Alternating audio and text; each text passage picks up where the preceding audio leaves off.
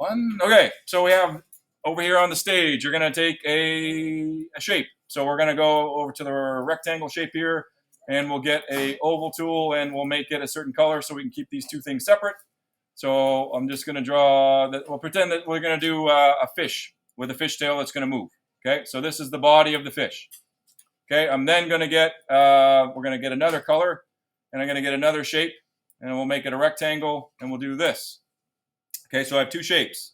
We got to make these things two symbols. Okay, so we get our selection tool, draw a selection over it, right click on it, convert to a symbol, and call it something, but make sure the type of the graph or the type is graphic rather than movie clip or button. This stuff will kind of gum up your animation. It has to be graphic. I think by default it is, but the multimedia class that was in before, you could have did some stuff with some buttons. So we're going to call this the body symbol. And you know it's a symbol when it turns into a blue box. You would have done this from your bouncing ball animation that you did before. And then I'm going to come over here and use my arrow or my selection tool and just grab the outside of it and see if I can change this shape. So all I'm doing is breaking my mouse over, and we're going to make this look somewhat like a tail. So we have a fish thing going on here. So I'm going to rotate this like so. Okay, I'm going to put the anchor point over here. And we're going to do the same thing. We're going to select this whole thing.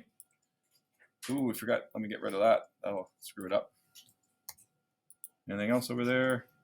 Let's do a quick check. Okay, so basically we're going to have two symbols. So we're going to right click on this thing, convert to symbol, and we'll call it tail. Okay, so I have these two symbols. Okay.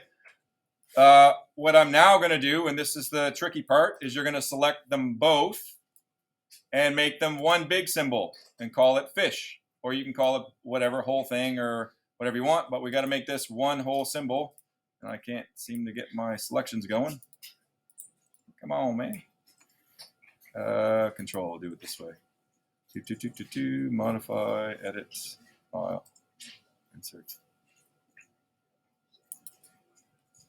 Jeez, struggling. There we go. Convert to a symbol, and we'll call this a fish. And now I have everything at once. So now you can see that it's going to be pretty easy to move this left to right across the stage now. Two symbols are inside it. So we're going to shrink it. I'm going to hit the Q on the keyboard, which is the shortcut for free transform. And we're just going to put this fish over here for now.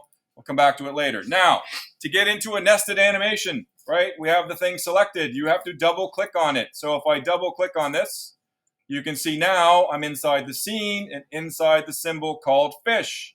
And the two symbols are automatically selected.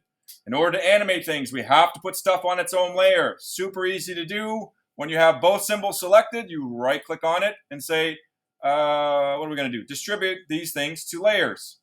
Okay, and that takes them and literally does what it says. It takes this symbol, which is the tail. Let me just turn this off because this one doesn't really apply. So we'll get rid of it.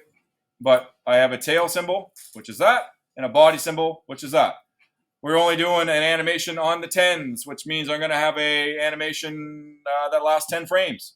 So the body is not moving. So I know that if I right click here and insert a frame, that just copies that circle 10 times, like so.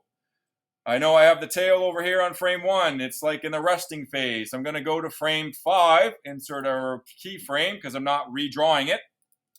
And I'm going to get my rotation point, and I'm just going to rotate it up like that. Then I'm going to go to frame 10, insert a keyframe, and I'm going to do the opposite. I'm going to make it go down like that.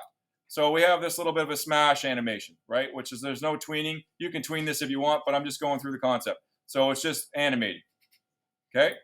We go back outside of the fish symbol, back to our scene. Okay? And now all we have to do is pretend this is our bouncing ball. So I want this to get across the side. Let me just bring this over to one side.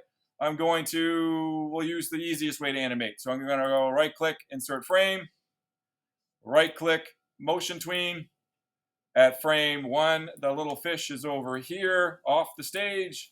And at frame 40, the fish is now over on the opposite side of the stage. I get my motion path. This is probably the easiest way to animate. Now when I watch it, the tail is moving and the fish is moving. Okay, so this is the same thing, the same analogy as wheels turning on a car, making the car go left to right.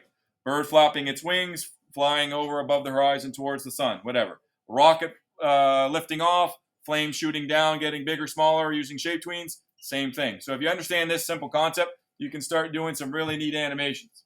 So the goal today is, for one, I see a bunch of people still not finished the existing, what do we got going on here? Bring it all together. So we got some people that need to work on that, so you can get that done. When you're finished that, you work on the simple shape animation, and then once you're finished that, you create your own. So how do we, I don't know if I've gone over this, but to save this, we go File, Save As. We want the FLA file, this thing right here. This is the same thing as Photoshop document. So I'm going to say this is my nested animation, right? Going to save it to the desktop. Wherever I save this to the desktop and I go File, Publish, it's going to take this and make it a tiny video exactly where I saved it. So because I saved it to the desktop, and I got 3 desktops, you can see there is my FLA, and there's the animation. We pass in both because when I click on this, it makes it a video. And now I have my little fish going across, and then if I wanted to, I could add another layer for a background. I could add another layer for blue sea. I could have another layer for kelp kind of moving around. I could spend more time finishing, making this look better than simple shapes. Okay, so this is recorded. It's probably 8 minutes. You can watch it if you have any questions. But all we're doing today is make sure, oh, it's 6 minutes.